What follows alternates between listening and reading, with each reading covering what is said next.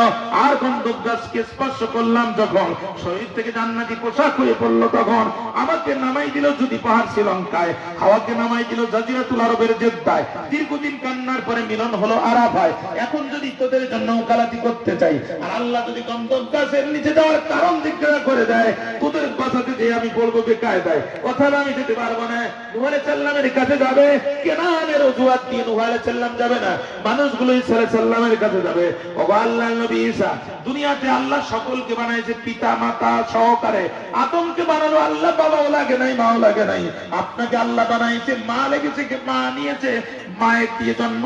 আল্লাহ মার মাধ্যমে আপনাকে জন্ম দিয়েছে, কিন্তু আল্লাহ মার মাধ্যমে আপনাকে পৃথিবীতে সৃষ্টি করেছে। মার মাধ্যমে পৃথিবীতে আল্লাহ আপনাকে সৃষ্টি করেছে, শুধু মাকে দিয়া বাবা লাগে নাই।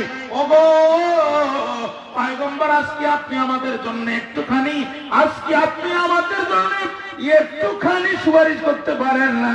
হযরত ঈসা আলাইহিস সালাম বলবে কেমনে করব, আমার বাবা নাই, এই জন্য আমার জাতির লোকেরা আল্লাহকে আমার বাবা বানিয়েছে, আল্লাহকে আমার মা মরিয়মের স্বামী বানিয়েছে, আমাকে আল্লাহর পুত্র বানিয়েছে।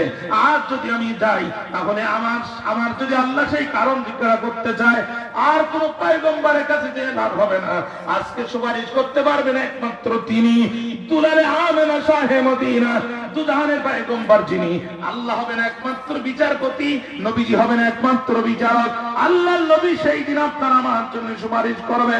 ও দুনিয়ার আবু লাহাবের সন্তানেরা, যাদের পক্ষে আজকে এত ভূমিকা পালন করতেছো, এই বাবারা দুনিয়া তো চিনতে পারবে না, কিয়ামতের দিন পরিচয় দেবে না। কিয়ামতের দিন যদি রাসূলুল্লাহ পরিচয় দেয়, তাহলে আন্দোলন যদি করতে হয় নবীজির পক্ষে করব, রক্ত যদি দিতে হয় ইসলামের জন্য দিব, জীবন যদি দিতে হয় আল্লাহর জন্য দিব। আল্লাহর দেয়া দুই হাত নবীর পক্ষে কাজে লাগাবো, আবু লাহাবের পক্ষে কাজে লাগাবো না। রাজি আছেন কারা কারা? দুহাত তুলে আল্লাহকে দেখায় দাও।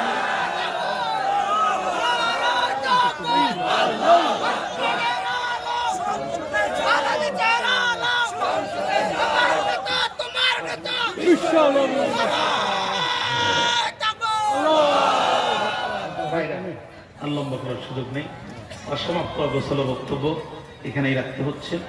দোয়া ছাড়া কি আপনারা যাবেন না? 2 মিনিট তাহলে একটু সময় দিবেন, জাস্ট একটু পাগড়ি দিয়ে দিব, এরপরে দোয়া করে আমরা একসাথে বিদায়।